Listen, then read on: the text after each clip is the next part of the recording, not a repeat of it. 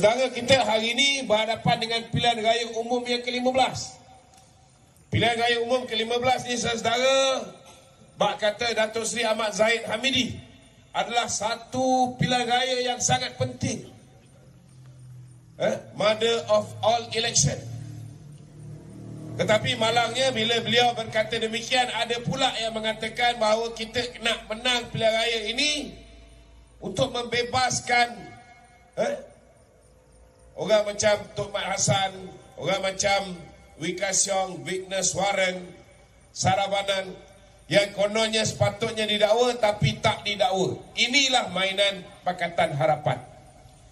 Hakikat dan realitinya hari ini tuan-tuan, pasukan petugas khas yang telah menyiasat buku Tan Sri Tommy Thomas, bekas peguam negara kita. Tan Sri Tommy Thomas tuan-tuan dalam buku dia telah mendedahkan bahawa zaman Pakatan Harapan memang berlaku campur tangan politik, campur tangan pihak eksekutif, baik dari sudut badan kehakiman, di Jabatan Peguam Negara dan banyak lagi institusi asas negara. Dan mengikut laporan pasukan petugas khas ini, saya nak beritahu dengan tuan-tuan, Tan Sri Tommy Thomas mengaku bahawa belum lagi pilihan raya kita belum kalah 2018. Dia dah pergi berjumpa dengan Mahathir tuan-tuan bersama dengan Peguam Zainul Zakaria, membincangkan tentang 1MDB. Itu sebabnya bila tukar saja kerajaan, Mahathir cepat-cepat lantik Tommy Thomas. Memang kerja dia tidak lain tidak bukan tuan-tuan, ialah untuk mengerjakan orang UMNO. Itu sebab Presiden kata, kalau kita tak menang kali ini, Pakatan Harapan akan kembali memerintah. Dan bila dia kembali memerintah, mereka akan amalkan politik dendam, mereka akan amalkan pendakwaan terpilih, mereka akan amalkan, saudara, pendakwaan yang berniat jahat, dan mereka akan teruskan tuan-tuan dengan pendakwaan yang bermotifkan politik. Bila dia berkuasa, saudara, dia tukar peguam negara, dia ambil peguam dia, peguam Lim Guan Eng sendiri, dia angkat menjadi peguam negara. Peguam ni pula saudara adalah peguam kepada Ching Peng, iaitu Ketua Komunis Melaya. Dia tukar Ketua Hakim Negara Tan Sri Richard Malanjut. Pendedahan pasukan petugas khas mengatakan sepatutnya kalau nak lantik Ketua Hakim Negara mesti dicadangkan oleh Suruhanjaya Pelantikan Kehakiman. Tapi tuan-tuan, cerdik-cerdik Tommy Thomas, bila Allah Ta'ala tarik kecerdikan dia saudara, semua kepincangan yang dilakukan oleh Pakatan Harapan, ada 19 pertuduhan, 19 bentuk pendedahan. Tommy Thomas tanpa sedar diri tuan-tuan, dia telah menulis semua bukti-bukti ini di dalam bukunya, yang hari ini pasukan petugas khas menasihatkan supaya Tommy Thomas didakwa. Bukan satu dua pertuduhan tuan-tuan.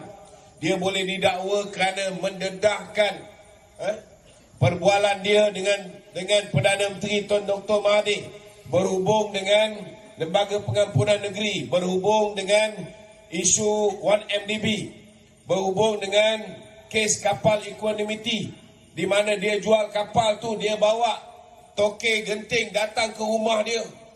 Belum lagi kita cerita tentang 4.8 bilion akhirnya hutang lembaga hasil dalam negeri yang patutnya dibayar oleh Genting. Last kali Lim Guan Eng telah lupuskan, tak perlu bayar, dikecualikan daripada bayar 4.8 bilion, 4,800 juta ringgit tuan-tuan.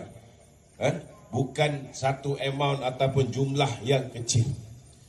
Dan dengan pendedahan Tommy Thomas, dia boleh didakwa di bawah Seksyen 500, di bawah kanun kesiksaan kerana menghina badan kehakiman.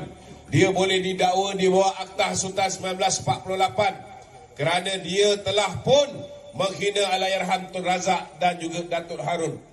Dia juga boleh didakwa di bawah Akta Suruhanjaya Pencegahan Rasuah kerana menyalahgunakan kuasa dia tuan-tuan dan dia juga telah tidak bertindak profesional. Macam-macam pertuduhan boleh dikenakan ke atas Tommy Thomas. Tuan-tuan, rupanya bukan hanya Ketua Hakim Negara Richard Malanjun tidak dilantik atas cadangan daripada jawatan kuasa perlantikan hakiman ataupun Suruhanjaya Pelantikan Hakiman, tetapi cadangan nak lantik Ketua Hakim Negara datang daripada Tommy Thomas sendiri, dan dia dengan bangganya tuan-tuan menceritakan dalam buku dia. Bukan hanya Ketua Hakim Negara Richard Malanjun, Ketua Hakim Negara sekarang ni pun tuan-tuan mengikut Tommy Thomas. Beliaulah yang mencadangkan supaya Tengku Maimun dilantik menjadi Ketua Hakim Negara. Itu sebabnya tuan-tuan, bila pelantikan Ketua Hakim Negara cadangan daripada Tommy Thomas, Ketua Hakim Mahkamah Besar Melaya daripada Tommy Thomas, Ketua Hakim Mahkamah Besar Sabah Sarawak daripada Tommy Thomas, bila dia tukar hakim-hakim ni, saudara, kes Lim Guan Eng pun digugurkan. Ini hakim yang sepatutnya mengadili Datuk Seri Najib, Hakim Sufian Razak, juga dipindahkan, digantikan dengan Hakim Nazlan yang tak ada pengalaman untuk berurusan, untuk mengadili kes jenayah. Malah hakim yang junior ini tuan-tuan tiba-tiba mengambil satu kes yang berprofil tinggi, iaitu kes Datuk Seri Najib, kes SRC International. Lebih parah tuan-tuan, akhirnya kita mendapati punca utama Tuan Dr. Mahathir meletakkan Hakim Nazlan menjadi hakim menggantikan Hakim Sufian Razak, ialah kerana Hakim Nazlan terlibat dalam penubuhan SRC International itu sendiri. Sedangkan di dalam penghakiman dia, saudara, dalam penghakiman dia, kita lihat beliau mengatakan bahawa Datuk Seri Najib bersalah kerana niat dia menubuhkan SRC itu sendiri jelas menunjukkan dia berniat untuk menyeleweng duit ataupun untuk mendapatkan rasuah daripada duit yang dipinjam oleh SRC daripada Kuok. Saudara, bukti akhirnya terbongkar bila mana tuan-tuan Hakim Nazlan, seperti mana yang diumumkan oleh SPRM pada 23 hari bulan Mei, SPRM mengesahkan bahawa mereka telah siasat Hakim Nazlan, dan kertas siasatan telah dihantar kepada SPRM, kepada Jabatan Peguam Negara pada 21 hari bulan Mei tuan-tuan. Saudara, kertas siasatan itu mengatakan bahawa Hakim Nazlan boleh didakwa di bawah Seksyen 220 Kanun Kesiksaan kerana dia telah menjatuhkan hukuman tidak berpandukan kepada undang-undang. Malangnya tuan-tuan, bila pergi ke Mahkamah Rayuan, bukti-bukti baru ditolak. Bila pergi ke Mahkamah Persekutuan, bukan setakat bukti-bukti baru yang jelas menunjukkan Hakim Nazlan lah orang yang terlibat mencadangkan penubuhan SRC International. Kerana ketika itu, saudara, beliau adalah sebahagian daripada Maybank dan merupakan Head of Corporate and Legal Affairs Maybank, juga merupakan Setiausaha Syarikat Maybank dan merupakan General Counsel Maybank, tuan-tuan. Orang yang terlibat secara langsung ini, walaupun peringkat awal bila dia berhadapan dengan pihak SPRM tanya dengan Hakim Nazlan, kamu terlibat tak tubuhkan SRC ni? Dia kata tak terlibat. Kali kedua tanya tak terlibat, kali ketiga tanya tak terlibat, kali keempat tanya tak terlibat. Pegawai SPRM ni geram, dia bawa keluar semua sekali bukti-bukti penglibatan Nazlan. Surat-surat yang Nazlan sign, minit mesyuarat di mana ada nama Nazlan dalam meeting-meeting untuk menubuhkan SRC International. Malah tuan-tuan, Maybank Investment dibayar RM800,000 oleh 1MDB untuk menguruskan SRC International. Dia terlibat. Akhirnya dia diangkat jadi hakim untuk menjatuhkan hukuman 12 tahun penjara dan 210 juta denda kepada Datuk Seri Najib, tuan-tuan. Adil ke tak adil, tuan-tuan? Ini. Itu sebabnya saudara Datuk Zahid kata kita kena menang pilihan raya ni. Kerana kalau kita tak menang pilihan raya ni, apa yang Pakatan Harapan buat sepanjang tempoh 22 bulan tuan-tuan, dia akan ulang balik. Apa yang dia buat? Dia lepaskan kawan, dia dakwa lawan. Lawan macam mana yang dia dakwa? Lawan yang tidak mau tunduk dengan desakan dia, dengan permintaan dia, dengan tidak mau menyokong dia sebagai kerajaan. Kita lihat bila kuasa di tangan mereka, Sibar Rasa Rahsia, Ahli Parlimen Sungai Buloh daripada PKR, ada 2 pertuduhan, satu akta sultan, satu lagi di bawah akta MCMC, digugurkan. Eric Paulsen PKR, digugurkan kes dia. Hasan Karim digugurkan. Begitu juga Tamrin Ghaffar digugurkan. Rafizi yang patut kena 30 bulan penjara digugurkan. Tien Chua digugurkan. LTTE digugurkan. Pak Likun yang menyogok Lim Guan Eng sebuah rumah banglo bernilai 4.27 juta ringgit, dia jual below market price 2.8 juta, digugurkan. Lim Guan Eng digugurkan. Saudara, sebaliknya kita lihat presiden kita. Presiden kita sebenarnya tak ada kes. Kenapa saya kata tak ada kes, tuan-tuan? Sebab dia contohnya dalam kes yang 40 pertuduhan di Mahkamah Shah Alam, dia terima dana politik. Mana ada ahli politik, tuan-tuan, tak terima dana politik? Tanya dengan Tan Sri Badarudin. Semua ahli politik, kecil-kecil sampai besar, memang kita perlukan dana politik. Kalau tak ada tokoh korporat ke syarikat sana syarikat sini membantu kita, macam mana kita nak bantu beli beras lah apa benda untuk jaga kawasan kita? Apatah lagi Presiden UMNO, apatah lagi bekas Presiden UMNO. Sudah pasti dana politik itu diperlukan. Nak bagi dana pilihan raya untuk pasang kemah ni semua, sini semua memerlukan duit, tuan-tuan. Dan ianya kita dapat melalui sumbangan politik. Tapi bezanya, bila dah tak ada idea, tak ada cara nak dakwa Presiden UMNO, apa yang mereka buat?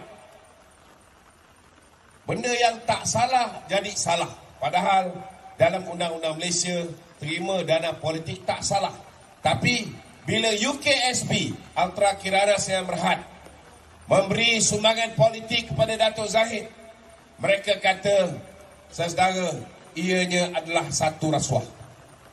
Kita tanya, kenapa kalau ianya rasuah, orang yang bagi rasuah tak didakwa? Dia cakap tak apa, kita dakwa dulu, kita siasat kemudian. Ingat lagi tak, tuan-tuan? Dalam dunia ni tak pernah ada mana-mana badan perundangan yang dia kata siasat, kita dakwa dulu, kita siasat kemudian. Tak ada. Sepatutnya kita kena siasat dulu. Siasat habis-habis. Dah selesai siasat, macam SPRM siasat Hakim Nazlan, dah 3 bulan dia selesai siasat, hantar ke AG, tak ada pula sebarang pertuduhan. Bila tanya AG, apa jadi? Kenapa tak didakwa Nazlan? AG cakap, kami tak ada kertas siasatan.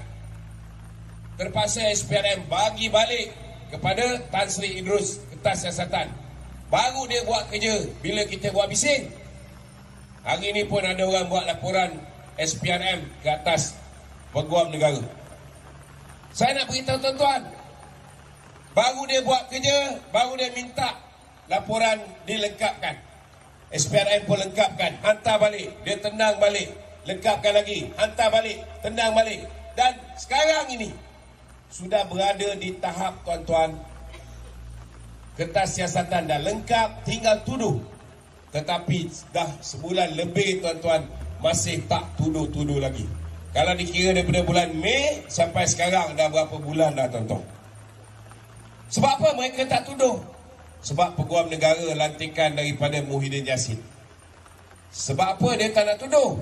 Sebab kalau dituduh Hakim Nazlan, tuan-tuan, di bawah Seksyen 220 Kanun Kesiksaan ini, maka tak ada sebab mereka nak penjarakan Datuk Seri Najib di penjara Kajang, tuan-tuan. Mereka perlu isytiharkan kes Datuk Seri Najib sebagai null and void. Maksud dia apa? Kes yang dibicarakan di hadapan Hakim Nazlan yang telah menjatuhkan hukuman tanpa mengikut proses undang-undang ini mesti dianggap sebagai tidak sah. Dan Datuk Seri Najib, kalaupun tidak dibuang terus kes ini, dia perlu dibicarakan di hadapan seorang hakim yang tidak ada kepentingan peribadi, tidak ada konflik of interest. Dan ini akan menyebabkan Datuk Seri Najib boleh dibebaskan, boleh berkempen untuk Barisan Nasional dan boleh memastikan kekalahan parti-parti lain yang menentang Barisan Nasional. Ini yang menyebabkan dia takut. Saudara, kita lihat Datuk Seri Zahid. Dia terima dana politik, ia dianggap rasuah. Tetapi Allah Ta'ala itu maha besar, tuan-tuan. Tiba-tiba tahun ini, selepas 3 tahun lebih Datuk Seri Zahid dibicarakan, tuan-tuan, dia pun kena, mula-mula tu tak kena tuduh. Hanya Datuk Najib yang dituduh. Tetapi tuan-tuan, bila Datuk Zahid ini mula dituduh? Bila mana sesedara Tuan Dr. Mahathir memanggil dia. Tuan Mahathir kata, Zahid, you kena bubarkan UMNO dan masuk bersatu. Tuan-tuan, hebat tak hebat Presiden kita ni? Dia cakap dengan Tuan Mahathir apa, tuan-tuan? Dia kata, takkan ular lidi nak makan ular sawa. Dia kata, Tun, kalau saya bubarkan UMNO, 3.7 juta ahli UMNO akan kencing di kubur saya. Kubur saya banjir, dia kata. Sebab orang akan marah. Siapa tak marah kalau UMNO parti keramat kita ini, tuan-tuan, dikuburkan ataupun dibubarkan? Betul tak betul? Ini realiti. Dan Alhamdulillah, terima kasih kerana Presiden UMNO, walaupun dia tahu bila dia tolak permintaan Mahathir untuk bubarkan UMNO, dia kena berhadapan dengan banyak pertuduhan. Tetapi dia istiqamah, tuan-tuan. Dia tetap tidak mengikut kehendak Mahathir. Dia tetap berjuang di bawah panji-panji UMNO dan Barisan Nasional. Satu tepukan gemuruh untuk Presiden parti kita. Tetapi tuan-tuan, 10 hari lepas tu, tiba-tiba dia berhadapan dengan bukan setakat 40 pertuduhan, 87 pertuduhan. Saya rasa kat Malaysia ni tak pernah ada orang kena teruk macam ni. Untuk apa? Untuk tunjukkan buruknya perangai Presiden UMNO, tuan-tuan. Supaya orang hilang hormat, hilang rasa simpati kepada UMNO dan beranggapan UMNO ni sebuah parti yang korang. Tapi bila Allah Ta'ala tunjukkan dalam sesi pembicaraan, saksi pihak yang mendakwa, David Tan, dia kata, kami bukan bagi Datuk Zahid saja dana politik ni. Dia kata kami pun bagi kepada Tuan Mahathir. Orang Kedah juga ni, tuan-tuan, Tuan Mahathir. Betul tak? Dia bagi melalui Tan Sri Rahmat. Kenal Tan Sri Rahmat? Yang kaya raya, tuan-tuan, anak saudara Tuan Mahathir, nama dia Yasmin. Yasmin kahwin dengan Tan Sri Rahmat. Tan Sri Rahmat ni yang dapat projek vendor kepada Proton. Itu sebab Proton melingkup, dia tetap kaya raya, tuan-tuan. Sebab yang gemuk vendor-vendor yang merupakan kroni kepada Tuan Dr. Mahathir dulu. Saya nak beritahu tuan-tuan, bukan sikit, 2.6 juta ringgit. Dia duk kata Datuk Najib 2.6 bilion, 2.6 bilion. Last kali rupanya dia pun dapat 2.6 bilion daripada UKSB. Muhyiddin 1.3 juta. Syafiq Hamdan pun dapat. Orang macam Hanifah Ahmad dapat, ramai lagi dapat. Jadi hakim dalam perbicaraan tu, dia kata laporan polis pun ada sebut nama orang lain, tapi kenapa orang ni tak kena dakwa? Hakim pun boleh tanya soalan ni pada pendakwaan, tuan-tuan. Cuba bayangkan. Dan hakim cakap, saksi pun sekejap kata hantar pakai beg. Saksi seorang lagi kata hantar pakai envelope. Bercanggah. Tak konsisten. Tetapi yang paling menyedihkan, orang yang sama, UKSP Sdn Bhd, bagi pada Datuk Zahid, ianya dianggap sebagai rasuah. Orang yang sama bagi kepada Mahathir, bagi pada Muhyiddin, bagi kepada 2-3 orang lagi, ianya dianggap sebagai sumbangan politik. Jadi kenapa ada 2 set undang-undang yang berbeza? Kenapa ada 2 penafsiran yang berbeza?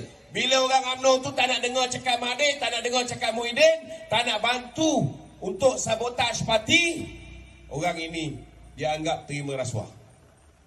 Tapi bila Mahathir and the gang, dia kata ini bukan rasuah, ini sumbangan politik. Nampak tak tuan-tuan? Allah Ta'ala nak tunjukkan. Akhirnya saudara, mahkamah memutuskan semua 40 kes ini tidak ada prima facie. Maka semua dibuang dalam tong sampah, tuan-tuan. Nasib baik, Datuk Zahid pun nasib baik. Sebab hakim yang mengadili kes itu kebetulan lagi sebulan nak pencen. Nak ugut pun tak lut, tuan-tuan. Nak sogok dengan kenaikan pangkat pun tak boleh sebab dia dah nak pencen. Maka dia telah membuat keputusan yang adil. Datuk Zahid telah dilepaskan. Alhamdulillah.